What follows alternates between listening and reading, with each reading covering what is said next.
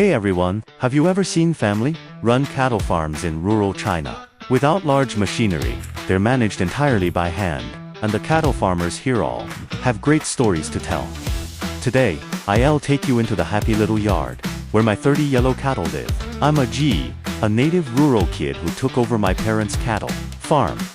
Now in this small yard, there are 1-month-old calves and mother cows that have given birth to 8 calves. Today, I'll show you the most authentic daily life of cattle farming in rural China.